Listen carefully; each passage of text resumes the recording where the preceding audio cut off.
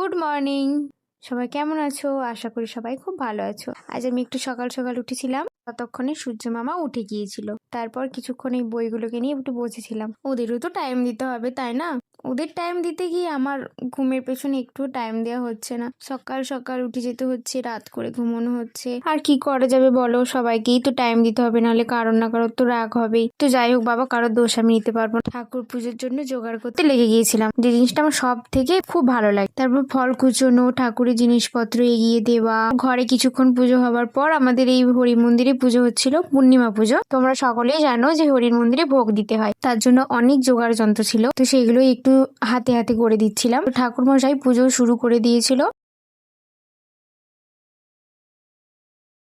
তার কিছুক্ষণ পরে একটু স্নান সেরে নিয়েছিলাম, কারণ সকাল সকাল স্নান ছাড়া যাচ্ছিল না। তারপর কিছুক্ষণ একটু রোদে বসেছিলাম, আজকে রোদটা ঠিকঠাক ছিল না। তারপর একটু রেস্ট করে বিকেলবেলা আবার পড়তেও বসেছিলাম। আজকের মতো সবাইকে টাটা, দেখা হচ্ছে পরের ভিডিওতে। আমার ভিডিওটি তোমাদের ভালো লেগে থাকলে অবশ্যই একটি সাবস্ক্রাইব করে দিও।